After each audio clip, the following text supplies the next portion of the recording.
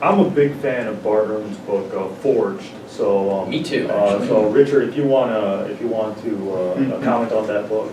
Yeah. Well, Forged is the pop market version, right? So I recommend it. It's great. It's basically the book is about what we all take for granted in biblical studies, but most people aren't told, which is that there are tons of books in the Bible that are forgeries. And there are tons of other books that Christians forged in addition in the early centuries. Actually, forgery was literally the most common literary activity of Christians in the first 3 centuries. Tons of forgeries that they made. And there's often has been throughout the 20th century, this apologetical assumption, this claim that, forgery, no one really thought forgery was bad. Like it was just, they're writing, everybody understood that you were writing in the name of a person, that you weren't really pretending to be them. And therefore, it was completely on the up and up, and there's nothing wrong with it. And then Ehrman researched this and found tons of evidence that that's completely false. That everybody was condemning forgery.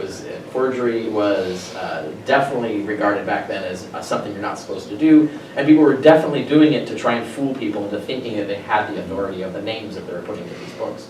And so he documents this thoroughly. There's some great stories in there. There's like examples of Galen. Galen, this medical scientist, wrote this whole entire treatise called On My Own Books because he was so angry at people forging books in his name.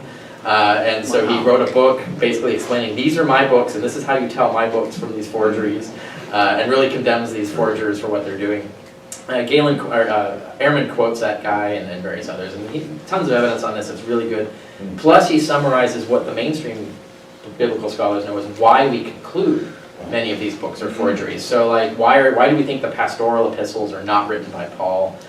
For example, why do we think various other epistles were not written by Paul? Why do we think there's only 7 authentic epistles of Paul in the New Testament, and so on? So people who want that book is a really great one. But if you really want to have like the detailed, scholarly, peer-reviewed version of that with footnotes and bibliographies and the whole thing, Forgery and Counter-Forgery is the other book he wrote, which is the official scholarly version of Forged. The Forged is the easy read. It's the quick one if you want to get the summary. It's like a popular. Yeah, it's the popular one. It's good. It's very good. But if you really want that like heavy, detailed, scholarly version of it, Forgery and Counter-Forgery is the title of the other book that he wrote. And they're both excellent books and have contributed significantly to the field. So that's an example of something that he's doing that I really like. Bob, if you have comments on Forged. The only hesitation I have, and it's not much of one, is this reminds me of the ancient debate over homosexuality.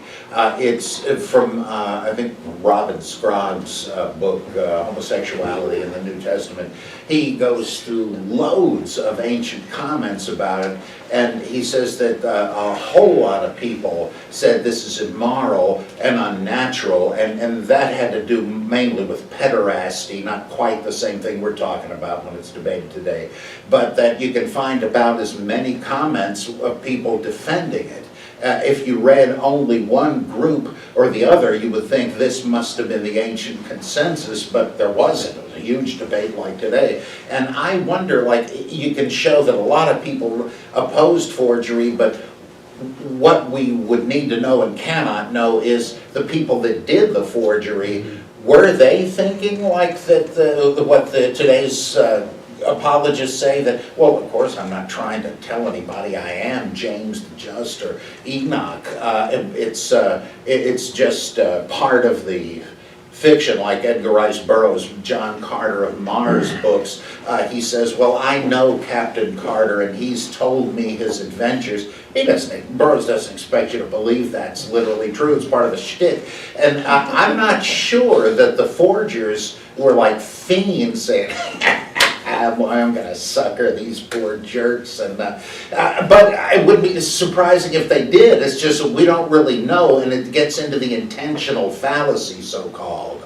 Can you really read the mind? It's like the implied author versus the real author. So I think that slightly qualifies it, but even what I'm saying is speculation. He really does amass loads of evidence, and he certainly shows this wasn't the consensus of opinion that, oh yeah, forgery is fine. He really does make a real impact with that book. We Okay. have one example though, of what you were talking about, where 2 Thessalonians calls 1 Thessalonians a forgery and says you're not supposed to, don't listen to that because it's a forgery. That author is telling us that he wants you to believe that he's the real Paul, and that forgeries are bad and you shouldn't Yes, listen to that's them. right. So we do sometimes get a peek into the mind of the author. Second Peter is obviously priestcraft also. Right, yeah. And they just do a bad job. You remember when your apostles told you, oh, wait a minute, I'm supposed to be one of them. Yeah, that's another good It's a example. great book, and I think it's terrific. Well, too. 2 Peter's one where there were these Christians who were basically saying the Gospels were myths, that they're cleverly constructed myths. And so someone forged a letter in Peter's name claiming, no, they're not myths, I was there, and then forges an entire experience with Jesus. I met Jesus at this, that tells a little story about how he met Jesus.